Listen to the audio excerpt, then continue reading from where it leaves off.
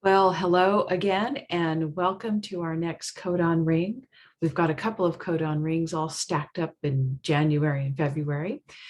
So this codon ring is the codon ring of purification, and it's brought to you by Hebrew number 14, also known as Nun. And this codon ring contains gene keys 13 and 30. The 13th gene key will be active February 2nd through the 7th, and then gene key 30 will be active February 13th through the 18th. And this codon ring is about not learning from our past mistakes, not learning from the past, and perhaps, getting stuck in futuristic thinking. It's about listening through love, the celestial fire, this hunger to evolve that shows up within humans as desire. We desire. And these are all pretty much collective issues. Of course, they affect us personally, but they are collective and they are in the process of transforming as we speak. So let me just quickly show you a picture of little Nun. Let's do this. And this is Nun. It has two ways it can be drawn depending on if it's in the middle or the end of a sentence. So there you go. There it is, Nun. All right, let's stop share. There's not much I'm going to say about this number. It's an intense number, which is one of its qualities. Let me see here. Let me move some things. But what do we want to say? So what is Nun? What is 14? Well, it is called the fish. And Nun is the fish or man who cannot live on bait or bread alone. 14 is in partnership, cannot live without 13, which, as you recall, perhaps is the mother, the divine mother. She is the waters. However, 13 cannot live without Nun because Nun is the wisdom of the water, whereas 13 is the water. Nun, the fish, is the wisdom of the water, or the vehicle. Man is the vehicle that can carry the wisdom of this ocean of consciousness. So at the shadow level, we call Nun the fish. This is the fish out of water because man does not recognize that he is still part of the ocean of consciousness and doesn't know who he is. So at the shadow level, you are the fish out of water, or at the higher levels, you are a fish recognizing who he is and what he's swimming around in and for. Okay, so what else? At the shadow level, the word Nun also means to degenerate or to deteriorate, because the 14 carries great danger of falling into the deep, dark depths of the dark, falling from its path because it is so filled with intensity. At the highest level, however, Nun represents the Christ, Savior of light.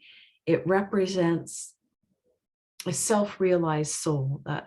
It represents soul perfection. So it goes really to the extremes of these polarities. Let's see what else. Nun or Nun, it's Nun, also represents reflection and intensity, as I said, because it functions. In order for the fish to know itself, it has to function within relationships, and it carries a great deal of intensity in its relating with the external world and with others. Okay. Nun also represents what is called the direct path to God rather than the spiral path, which is at the shadow level, it would be the spiral path. Now, what do we mean by that? The spiral path are people on, and this is most people right now on the spiritual journey, are on the spiral path. And in the Kabbalistic tradition, it's pretty severe. It says these are people only interested in becoming saints or having followers and teachers and taking on great images of themselves to be great healers or in service to humanity. While that is true at the lesser level, it is people on the spiral path who are taking the scenic route, let's say, on this spiritual journey. They're going to all the shops on vacation, and they're checking out all the crystals, the channelers. They're really very involved in systems and kind of working on the egoic mind, even though the egoic mind would tell them they're on the spiritual journey. They're just taking the long way. They're on this spiral path. And basically, they're looking to create a better life for themselves. They're trying to be happier. They're trying to manifest. Okay, that's the spiral path. And they use all of these systems and astrology and all this sort of stuff. They become very attached to it. And they can say, oh, well, this, the reason why I'm feeling this is because this planet is in this position, or I have this gene key in this system. It's always looking externally for what is happening here and for why I am and for who I am and what I'm doing. Okay. So that's the spiral path.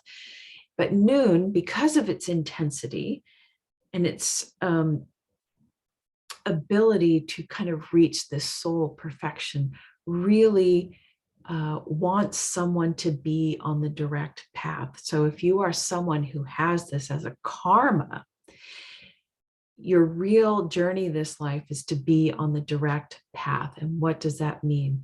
The people on the direct path want to die. And we mean that, of course, metaphorically, but they are here to dive into the intense, deep, dark waters of the mind and to totally destroy or annihilate every ounce or every sense of an individual I. Okay, these are the people that go to India, that sit with gurus. These are the Ramana Maharshis. This is a different path. These are the people that want a direct experience. They want to know who I am, and they know that they are not this ego construct, and they are willing to lay down their life to break through that realization. They are willing to die for this death of the ego, which is quite a bit more suffering than the spiral path. The spiral path suffers a lot, of course, but the direct path is even more painful and a little bit more scary for most. Anyway, so moving on. Let's see what else. There's not much to say about the 14. I'll talk a little bit more about it, but let's see. The planet or zodiac is associated is Scorpio, of course. The major arcana that I put with it is death. It will be the phoenix rising out of the ashes after the death of the ego. The phoenix rises. The archetypes are transformer or transformation, the investigator, the shaman, the therapist, the sorceress, and the researcher. Okay, so this is a difficult number. Why? Because it's not just the number 14. It is the 1 and the 4, which comes from the first ray and the fourth ray. And the first ray is all about individual empowerment. And the fourth ray is all about one trying to realize one's own significance or uniqueness.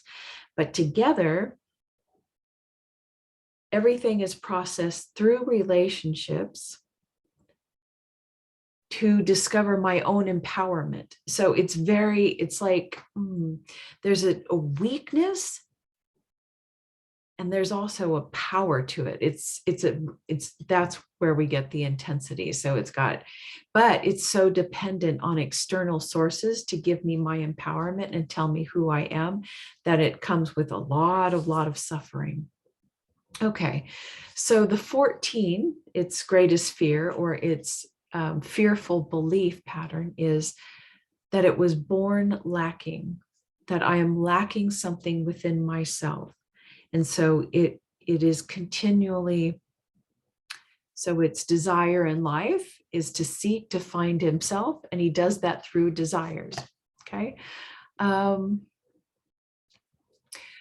So with this belief of lack within myself, I don't know who I am. I'm lacking. There's something's missing in me. This excludes the help of the invisible world. And so he does not get the help that he needs, this 14.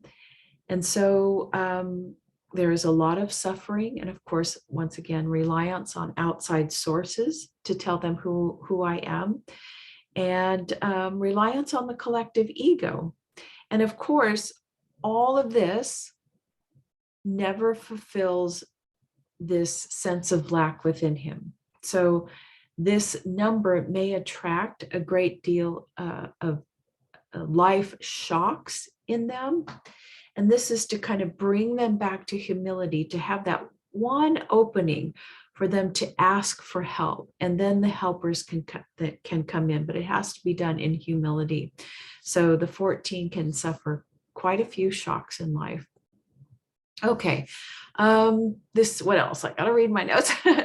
This dependence on others to tell them who they are just keeps adding layers and layers of egoic dressings or accessories. So it just creates more ego. And like I said, it never satisfies them. They keep seeking, they are hungry, and they are filled with desire, as I've said about a bazillion times already in this video. But they're also filled with sexual desire, or this need to connect with others, to go deep, to be intimate with others, because they inherently know that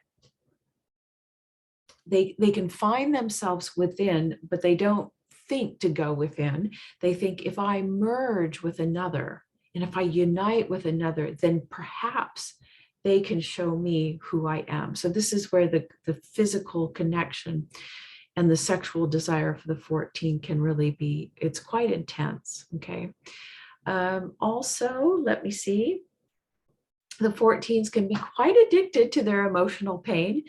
They love to feel, because when they are feeling, if you're in a state of feeling, you recognize these old feelings, at least in that moment of time, you know exactly who you are and what you are. If I'm depressed or I'm sad or I'm feeling fear, then you recognize that. Oh, yes, that's me. That's me. I have a particular story that I'm attached to. Oh, I figured out who I am. Like I said, there's a great deal of suffering with this number. And they love to keep the stories of the past and fantasies about the future alive. They really just cling to that.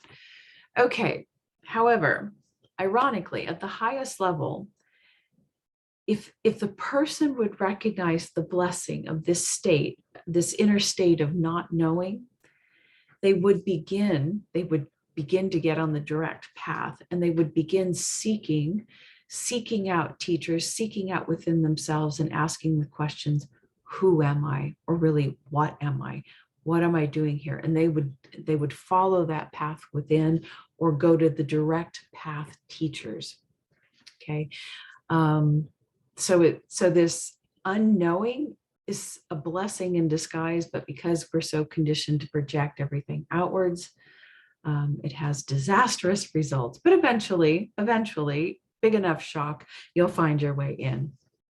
Okay, so some of the shadow qualities or words that we can attach to the 14 is intense, obsessive, possessive, emotionally complicated, vengeful, extreme behavior, or extreme in emotions, or extreme in storytelling, compulsive, mysterious. They love the mysteries of life. The darker, the better. Not learning from past mistakes. I'm just going to keep repeating the same patterns because I can't inner listen to what's going on, to what happened in the past. Obviously, sexual intensity, everything is subjectively felt, just like the 4 that we had before, because of course it's made from the 4th ray. But at the shadow level, because it's held with the first ray of power, there's this word intensity once again keeps coming up, but there's kind of a meanness or a vengefulness that comes from the 14 because of that power of the first ray. When it's mixed with its shadow level of not knowing who I am and the intensity of an emotional complicatedness, it can be very biting. It's a little saucy number. So you be careful out there if you know any karmic 14s. Anyway, at the healthiest level, of course, it's balance intensity, which of course is passion. There's discerning. I can discern of myself, my feelings, of others, what others are going through. I can discern into the depths of things. I can listen. I can listen with my whole being and understand and discern what I am not, in others, or what others are telling me, or what my own stories are telling me. So a great deal of discernment there. Of course, they can learn from their mistakes, their past. They are very persistent, right? They're on the direct path, and they are not going to take no for an answer. They are not going to listen to the ego. I don't know what that word is, but they're very strong, direct. They'll never give up. However, they're very empathetic when they begin to listen through the witness state, empathetic for themselves, for others. They're able to hear and feel others. Of course, empathy means the ability to step in and become one with another thing, so they can fully know and experience what another is going through. And of course, they become self-realized and perfection of the soul. So, wow. Both ends of the perspective here are really, really intense, really dark or really light. So that's the 14. Okay, until next time.